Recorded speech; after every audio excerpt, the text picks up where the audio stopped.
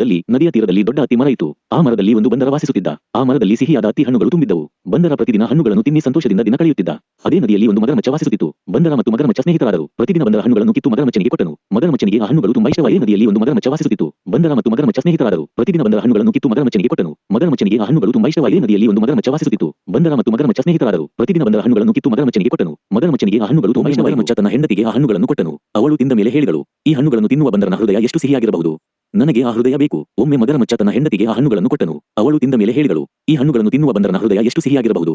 ನನಗೆ ಆ ಹೃದಯ ಬೇಕು. ಮಗರಮಚ್ಚ ಸಂಕಟಗೊಂಡರೂ ತನ್ನ ಹೆಂಡತಿಯ ಮಾತಿಗೆ ಒಪ್ಪಿಕೊಂಡನು. ಮಗರಮಚ್ಚ ಬಂದರನ ಬಳಿ ಬಂದು ಹೇಳಿದನು, ಸ್ನೇಹಿತ, ನನ್ನ ಬಂದರ ಖುಷಿಯಾಗಿ ಒಪ್ಪಿಕೊಂಡನು. ಮಗರಮಚ್ಚ ತನ್ನ ಬೆನ್ನ ಮೇಲೆ ಬಂದರನನ್ನು ಕೂರಿಸಿಕೊಂಡು ನದಿಯಲ್ಲಿ ಈಜತೊಡಗಿದ.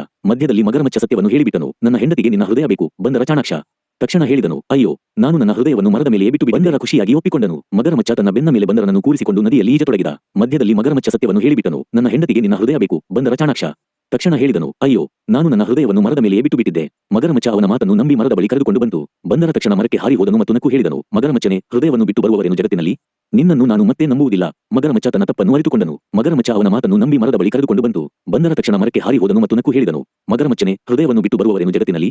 ನಿನ್ನನ್ನು ನಾನು ಮತ್ತೆ ನಂಬುವುದಿಲ್ಲ. ಮಗರಮಚ್ಚ ತನ್ನ ತಪ್ಪನ್ನು ಅರಿತುಕೊಂಡನು. ಬಂದರ ಚಾಣಾಕ್ಷ ತಕ್ಷಣ ಹೇಳಿದನು, ಅಯ್ಯೋ, ನಾನು ನನ್ನ ಹೃದಯವನ್ನು ಮರದ ಮೇಲೆ ಬಿಟ್ಟು ಬಿಟ್ಟಿದ್ದೇನೆ. ನೀನು ನನ್ನನ್ನು ಮರದ ಬಳಿಗೆ ಕರೆದೊಯ್ಯು, ನಂತರ ನಾನು ನಿನಗೆ ಹೃದಯ ಕೊಡುತ್ತೇನೆ. ಮಗರಮಚ್ಚ ಅವನ ಮಾತನ್ನು ನಂಬಿ ಮರದ ಬಳಿ ಕರೆದುಕೊಂಡು ಬಂತು. ಬಂದರ ತಕ್ಷಣ ಮರಕ್ಕೆ ಹಾರಿ ಹೋದನು ಮತ್ತು ನಕ್ಕು ಹೇಳ, ಚಾಣಾಕ್ಷತೆ ಮತ್ತು ಬುದ್ಧಿವಂತಿಕೆ ಇದ್ದರೆ ಯಾವ ಸಂಕಟವನ್ನು ಎದುರಿಸಬಹುದು. ಹಿಮ್ಮುಖ ಸೂಚ್ಯಂಕ ಬಲಕ್ಕೆ ಸೂಚಿಸುತ್ತದೆ. ನಿನಗೆ ಬಯಸಿದರೆ ನಾನು ಈ ಕಥೆಗೆ ಮಕ್ಕಳಿಗೆ ಸೂಕ್ತವಾದ ಚಿತ್ರ ಸಹ ಮಾಡಿಕೊಡಬಹುದು. ಬಯಸುವಿರಾ? ಈ ಕಥೆ ನಿಮಗೆ ಇಷ್ಟವಾದರೆ ದಯವಿಟ್ಟು ಲೈಕ್ ಮಾಡಿ, ಶೇರ್ ಮಾಡಿ ಮತ್ತು ಚಾನೆಲ್ಗೆ ಸಬ್ಸ್ಕ್ರೈಬ್ ಮಾಡಿ. ಎಲ್ಲರಿಗೂ ಹಂಚಿಕೊಳ್ಳಿ. ತುಂಬಾ ಧನ್ಯವಾದಗಳು.